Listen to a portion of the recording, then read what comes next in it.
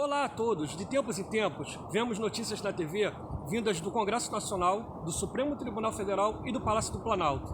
Neste vídeo, vamos abordar de forma resumida a localização de cada um deles e suas respectivas atribuições.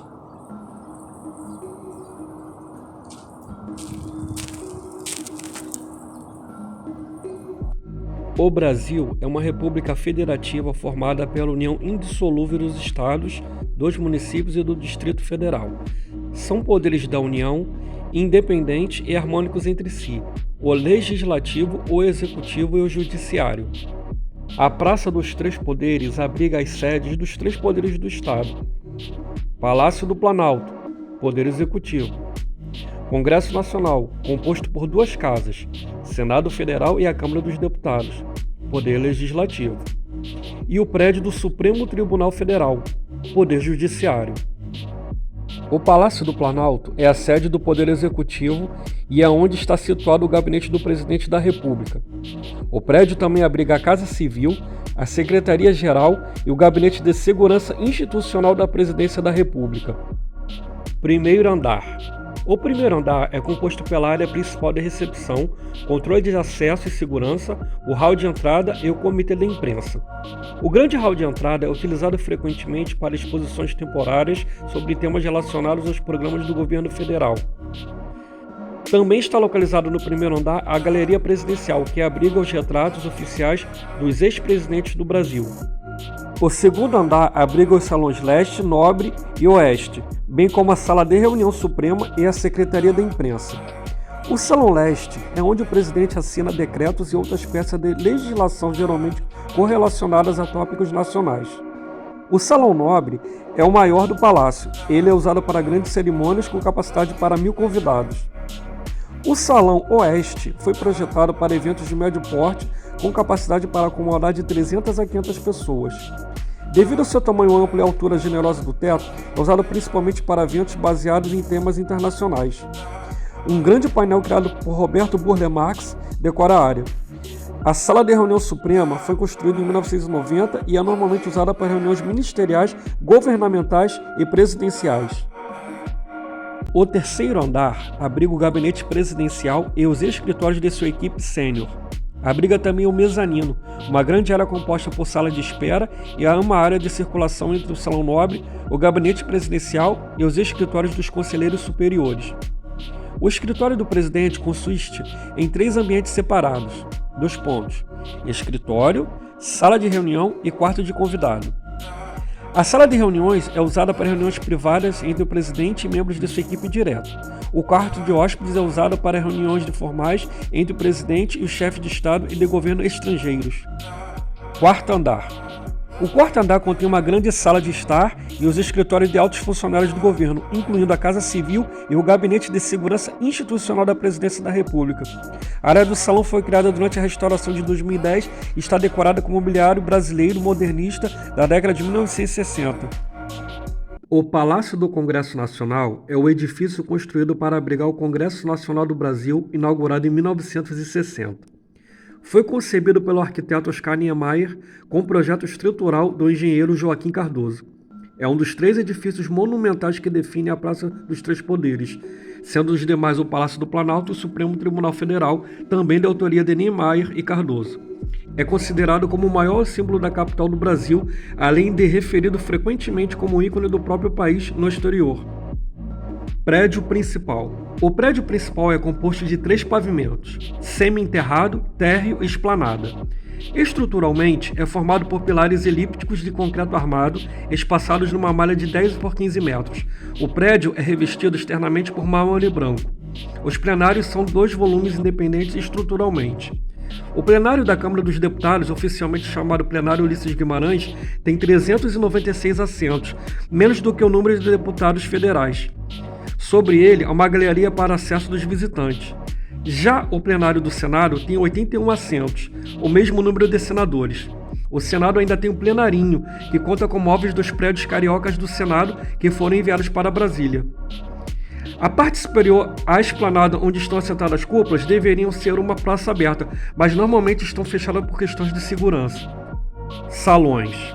Salão Negro. Com área de 1.100 metros quadrados, é o acesso comum aos dois plenários, sendo acessado pela rampa de acesso principal. Recebe também exposições, cultos ecumênicos e manifestações políticas ou culturais. Seu piso de mármore negro dá o nome ao local.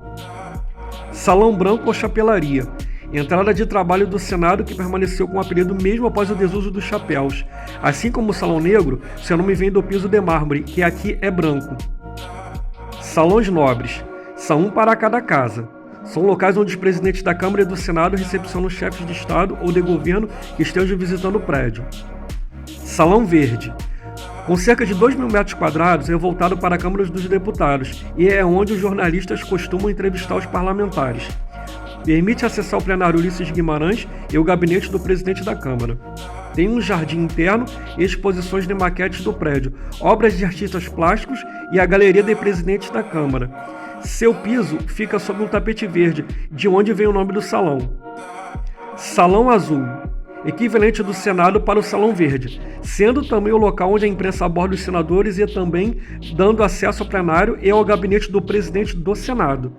Tem um local onde fica uma bandeira de cada estado. Também tem seu nome vindo do tapete, que nele é azul. As duas cúpulas são estruturas em cascas de concreto armado.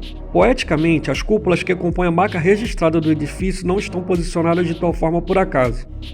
O Senado Federal, que encontra-se abaixo da cúpula côncava, à esquerda das torres, pretende transmitir e prevalecer a reflexão, a ponderação, o equilíbrio e o peso da experiência, já que o mandato dos senadores é de 8 anos, aqueles que o seu interior ocupar. Também pode representar a mais alta cúpula do país, sendo aquela que irá validar as regras e leis da nação. A cúpula do Senado é um paraboloide em de revolução, com aproximadamente 10 metros de altura e 38 metros de diâmetro, com uma espessura de 10 centímetros no topo e 35 na base. Tem um vão de 16 metros para o plenário do Senado, na parte interna.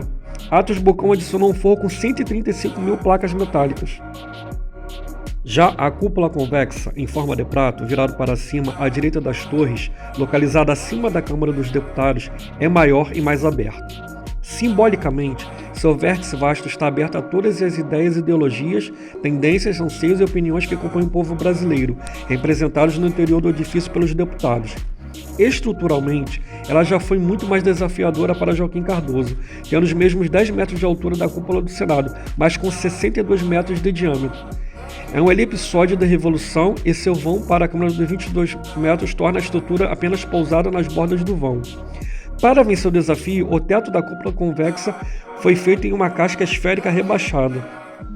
Anexos. As torres, anexo 1, são duas torres voltadas a escritórios com 28 pavimentos. São os prédios mais altos da esplanada e um dos mais altos do plano piloto. Elas não ficam exatamente no centro, sendo mais próximas à cúpula do Senado, que é menor, para passar uma sensação de equilíbrio do conjunto. A estrutura é composta por pilares e vigas de aço revestidos de concreto com lajes duplas. A estrutura permitiu que as fachadas funcionassem quase que independentemente, permitindo acelerar a obra. As paredes de leste e oeste estão fechadas com alvenaria e mármore branco. As vigas de aço vieram dos Estados Unidos, visto que o país não conseguiria produzir com a rapidez necessária. Diferente do que muitos acreditam, as torres não são retângulos perfeitos.